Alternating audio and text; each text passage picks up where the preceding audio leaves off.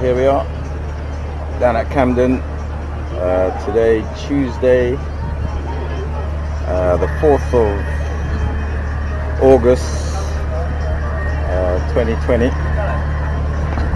and it's about a month after the easing of the lockdown, and people are trying to get back to normal. Temperature today is around 24 degrees, nice and hot. Not so much rain today. This is Camden. It's going through a lot of changes. The markets are being knocked down and redone, and probably gentrification, or just the normal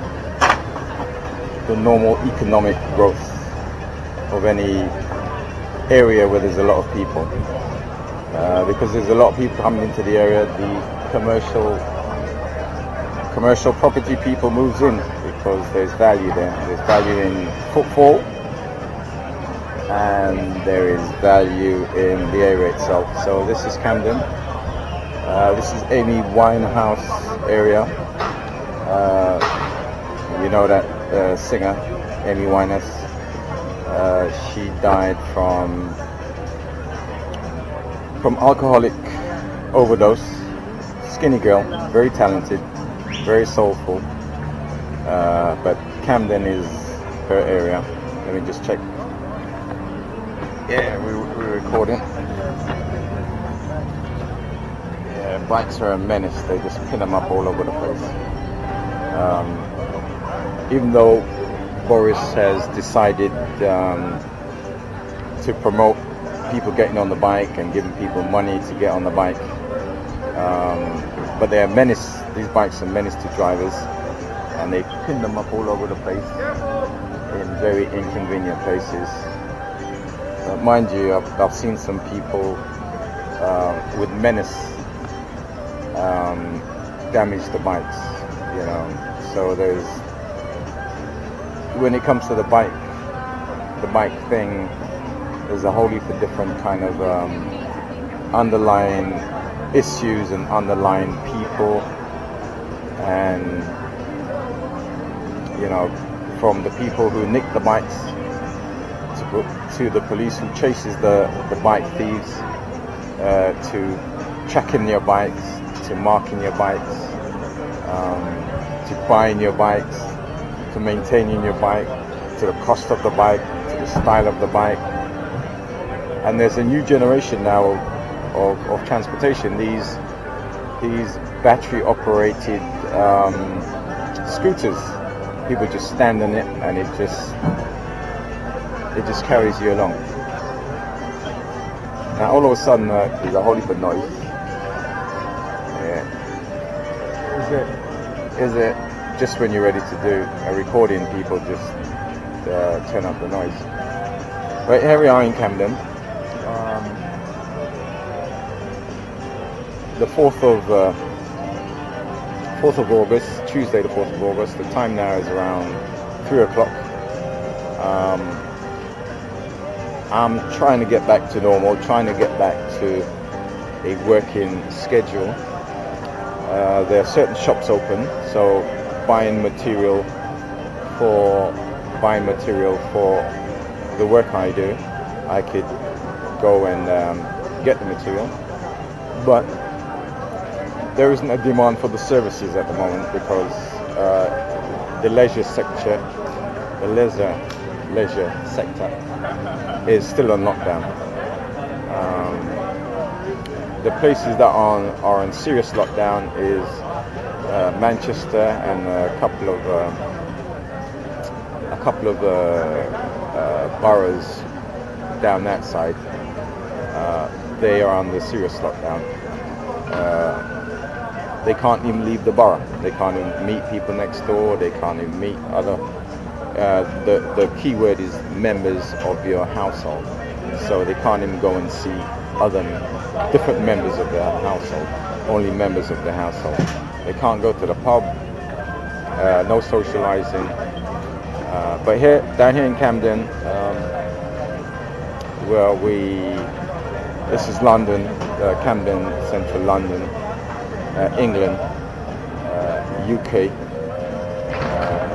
So things are trying to get back to some kind of normality. Right over there, you've got a lock.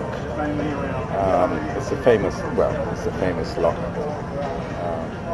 But what's happening at the moment? People aren't going to work because they're frightened. The schools are meant to be open next month, but there's a whole debate about it. But the biggest debate is the resurgence of the virus, part 2. Here comes Johnny, and part 2, the virus coming back again, is going to be more deadlier than the first. But what we're seeing and what is happening, the subsidy that the government has given people for the first lockdown is now coming to an end. And not only is it a subsidy to people, to workers, to businesses, everybody, it's all coming to an end. So the second time around, is the government going to subsidize people and businesses again? It's a big question mark. It's a big question mark. And at the moment, there's loads of businesses that are literally throwing in the towel. The government has an incentive where it's actually, if you're one of the big businesses that are participating, then you can give a discount. I think up to £10 or half the price. You can give a discount to your customers, and the government will give you that money back. And they need to do that because people aren't going out and eat anymore. They're frightened. So the government has that incentive for mainly food outlets and restaurants to get that economy going back. Because in itself, it's obvious that people are not they're not going out. It's a month now, and they want people to get back out there, get back spending the money, getting back the economy going. So that is the government incentive to get the economy going. But also people, they don't want to go. It's not that they don't want to go to work. They're not going into the offices because to come into an area where it is compacted with a lot of people, it's a higher risk again of catching the virus.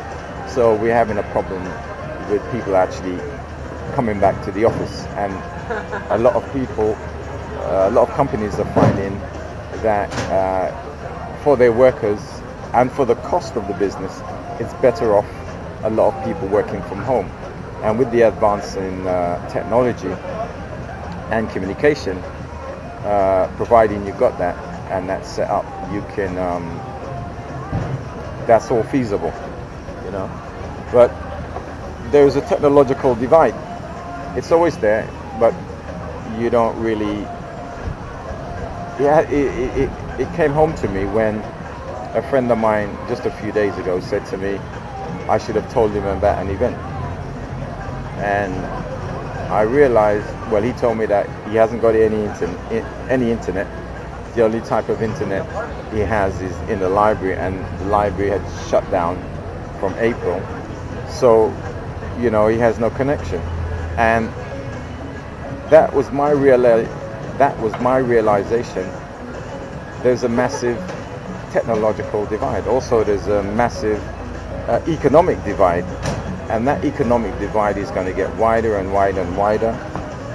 Plus, we're going to have a new set of people who will be joining the unemployment line. So those at the bottom of the unemployment chain would sink even further. The new people who just joined the unemployment chain, they probably stand a higher chance of getting work because they've always been in work. If you've been out of work, then it probably takes some time to get back into that 9 to 5 routine and that discipline.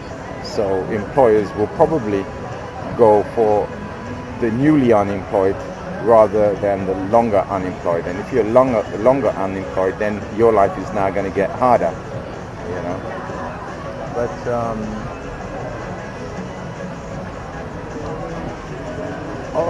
on a personal note, my family thing there, you know what, if you can't get together under a simple situation, then it's difficult to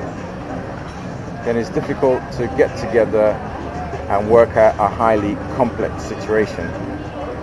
So if a group can't get together under a simple situation, then a complex situation is going to be hell, and it's going to be next to impossible. So we go for the even more simple option that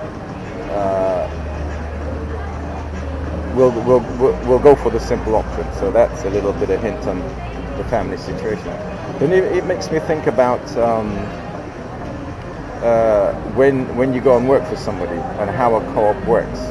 You know, I think co-op works when everybody is happy within themselves, and when you're happy within yourself and you've got life balance and you've got things in order, then you can lose in order to gain long term, rather than trying to win every single battle. And that is a pretty hard, it's a pretty hard thing to do for some people. So co-ops do work, and in today's world, when they have non-profit co-ops and they have green co-ops and they have eco-friendly co-ops and they have low-energy co-ops, well,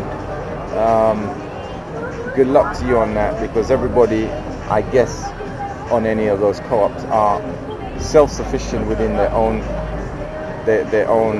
lives, so therefore they can apply themselves to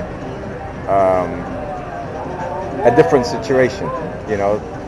But most people haven't, and most people are just fighting day to day just to survive, and they're constantly under a lot of pressure from government, as in you got to pay your taxes, you got bills, or the utilities, or even the landlord, or just survival day to day, you know. And then we come on to the model of a business. Now the business has a boss or directors, and everybody else has to follow instructions that they're given in whatever specific job they're given. Now if they don't like it, of course you always hear the manager says, well, if you don't like it, there's the door. And that's how the sort of basic structure of most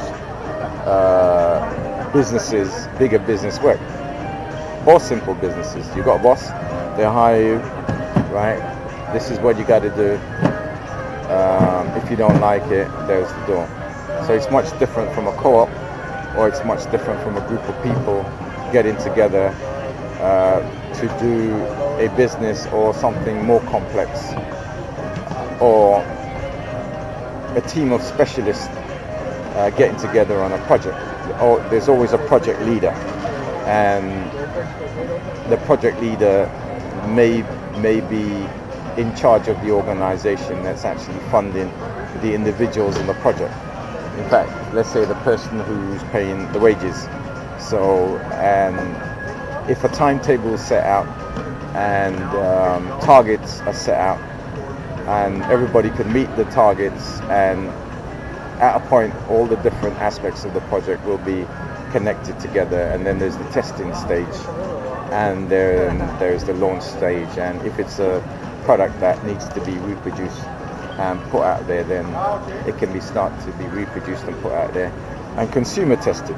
First generation of stuff always have faults and problems, or they'll send it to a few people chosen, and they'll deliberately try and crash it, and from that they'll learn to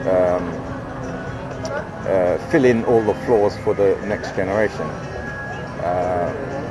Sometimes some of the main companies, the big tech companies, rush to release a product, and it may not be fully tested or developed.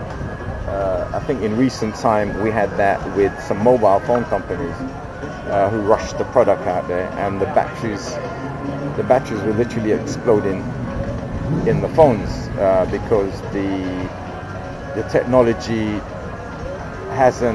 they haven't matured the technology in relation to the battery, and so there was a problem, and so they had to recall all those phones, and over time they're back on the ball again.